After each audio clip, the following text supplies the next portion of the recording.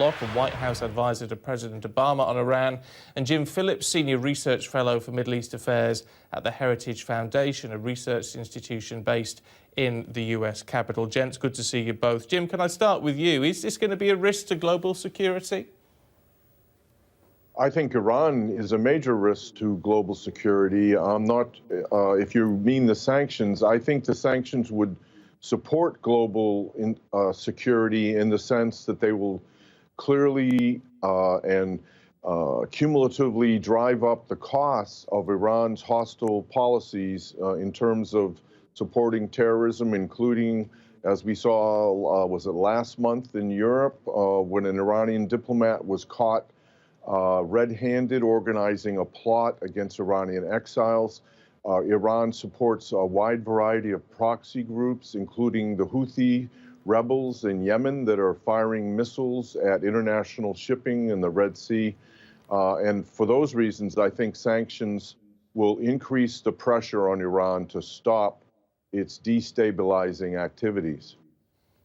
So, David, Jim is effectively saying the exact opposite of what President Obama argued when this was brought in 2015. Sanctions will bring stability, says Jim. Well, look, I think we can all agree that the reimposition of sanctions by this administration tonight and over the next few months is going to cause economic pain to Iran. We're going to see companies leave Iran. We're going to see oil sales go down. But at the end of the day, how is this actually going to play out? We had a deal that was effectively stopping Iran from getting a nuclear weapon. And because of the activities that Iran is engaged in that Jim described, that's exactly why we need this kind of deal. And with the reimposition of sanctions, essentially, the United States is saying we no longer stand behind this deal, but at the same time, we're outsourcing our pressure on Iran to other countries that are doing business with them, to China, to Russia, to India, to Turkey, and taking the United States out of the driver's seat. We're getting some reaction from Hassan Rouhani, the Iranian president, who's talking at the moment. And Jim, this is interesting for you to comment on. He says the first step in any sort of negotiations here to try to come to some conclusion to all of this is for Donald Trump to show he genuinely wants to engage in negotiations to solve a problem. What's the meaning of negotiations, he says, when you impose sanctions at the same time? It's like pulling a knife to stab a rival while at the same time claiming we should be talking and negotiating. Well, that's one metaphor. I could use other metaphors for sanctions as a long, belated response to Iran's long history of using terrorism against its neighbors, against the U.S., and against its own people. It essentially has taken 80 million Iranians hostage and has inflicted major human rights violations on those people. So, you know, the Iranian president may be in the first stages of bargaining for some kind of future talks. He may be trying to lure the U.S. into negotiations on the basis of lifted sanctions, maybe taking these sanctions off, and then Iran would say perhaps it would sit down and negotiate.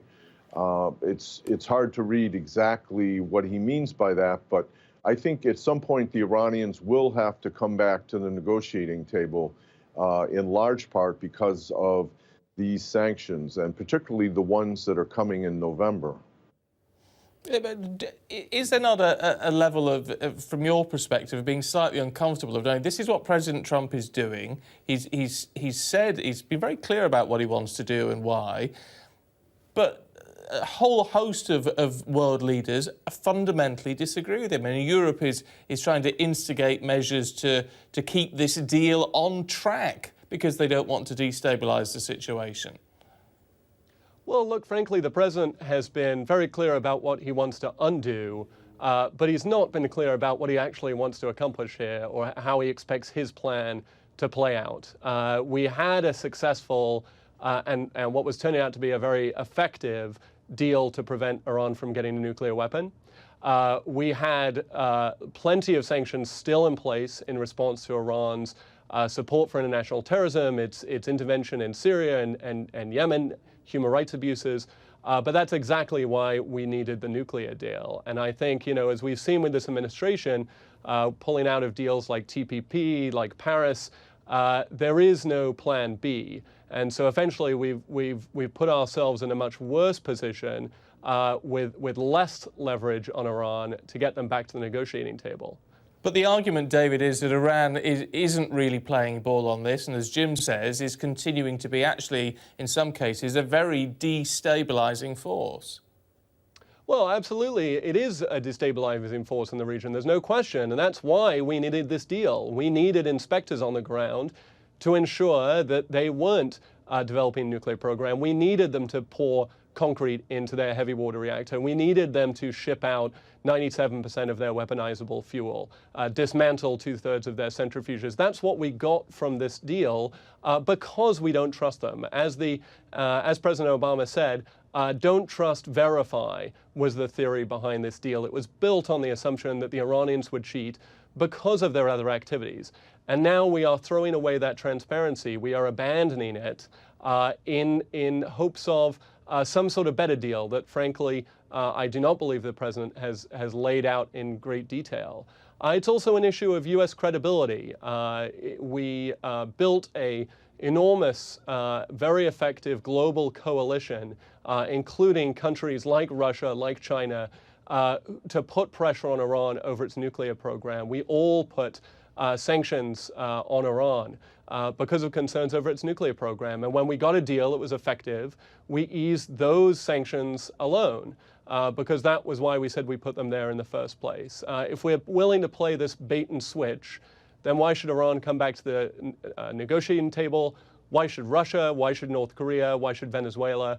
And in order to make sanctions effective, we have to be very clear about why they're put in place in the first place and be consistent about our approach.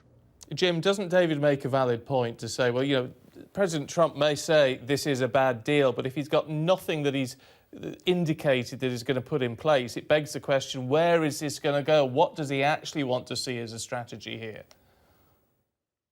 Well, I think he's actually opening up a broader front for negotiations, and including the long list of what Iran is doing outside the nuclear deal.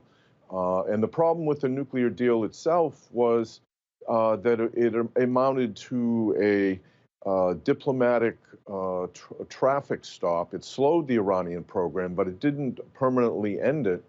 And yes, Iran promised not to develop nuclear weapons, but it promised that many times before with the Nuclear Non-Proliferation Treaty and the other agreements that it violated repeatedly. So why do people assume that this nuclear agreement would be respected by Iran? So, I mean, I have a different view of the actual agreement and the risks involved in that agreement. And I would argue that, yes, this did bring a crisis forward, but if Iran had been left for 10 more years to, of sanctions relief, it would be in a much stronger position to do a nuclear breakout down the road.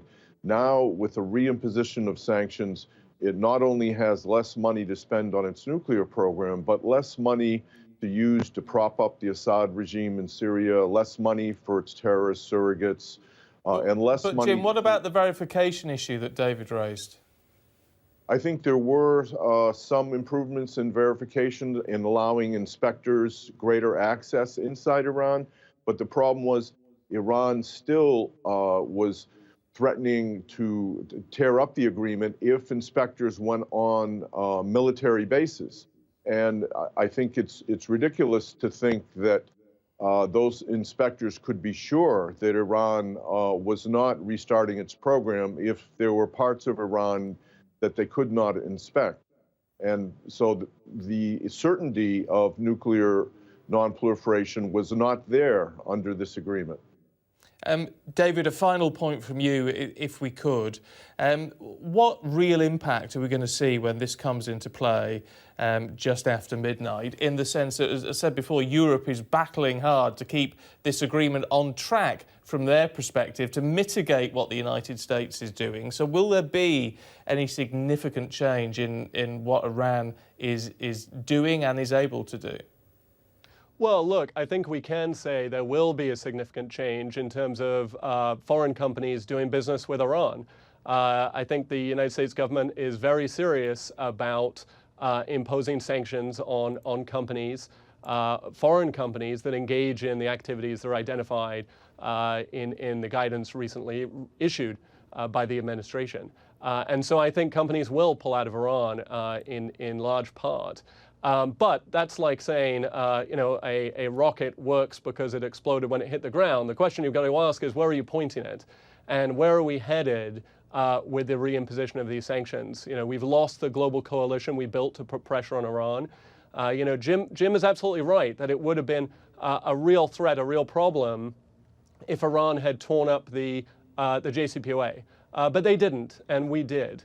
And so I think the question is, how much leverage does that actually get us now, not only to prevent Iran from getting a nuclear weapon, but to prevent all the other activities that Iran is engaging in the region? David Mortlock, Jim Phillips, thank you both very much indeed. Thank you. Now, there's been a dramatic increase in the number of deaths caused by overdoses of the powerful painkiller fentanyl and